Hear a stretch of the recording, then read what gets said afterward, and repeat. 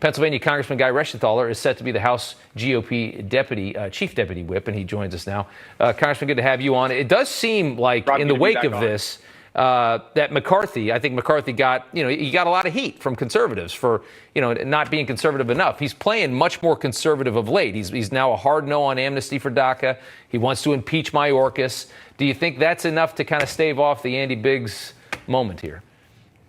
Well, look, Kevin McCarthy is conservative. It's patently unfair to compare him to Boehner and Paul Ryan and put him in that category because he is much more conservative.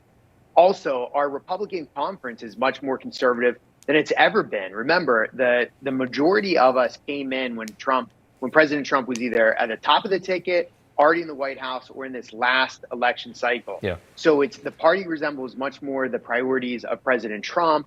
Kevin McCarthy is behind President Trump. So it's a different party. But as far as Andy Biggs goes, yeah, I like Andy Biggs. I've got nothing against Andy Biggs. When Andy ran against Kevin McCarthy, he only got 30-some votes out of 222. I mean, this is laughable. He's not going to have the votes on the floor to win Speaker. And all it does is it gives an opportunity to have moderate Republicans team up with Democrats and put somebody like an Adam Kinzinger or a Liz Cheney in the position of Speaker. Because remember, you don't have to be a member of the House to be elected Speaker. The House can elect anybody they want to be their Speaker. So that's the risk we're facing. And lastly on this, Rob, let me just say this.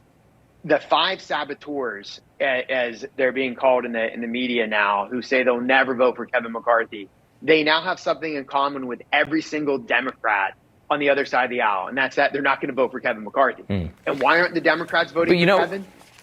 Yeah, he's our best fundraiser. He raised $500 million in the last cycle. I would say, who is going to raise $500 million?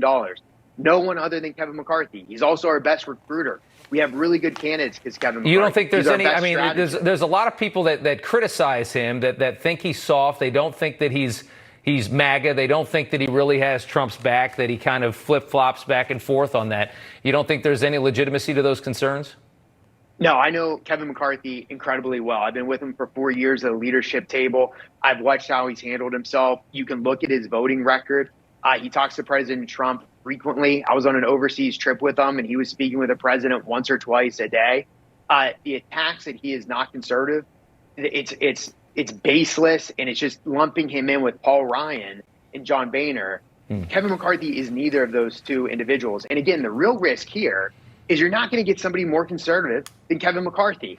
You're going to get a rhino, or you're going to get a moderate Democrat with the gavel. This is sheer fantasy that you're going to come in and have somebody from the hard line of the Republican Party get the gavel. It's not going to happen. It's certainly an interesting game. It certainly is that. Congressman, thank you so much. It's a dangerous game they're playing, Rob. And I say you play silly games, win silly prizes. Yeah, we've had a lot of that lately. Look at what happened in Georgia right now. It's amazing to see all these problems that the party has. It's really, really sad, and they got to fix a lot of stuff. Thank you so much, Congressman. Good to see you. Thanks, Rob. Take care.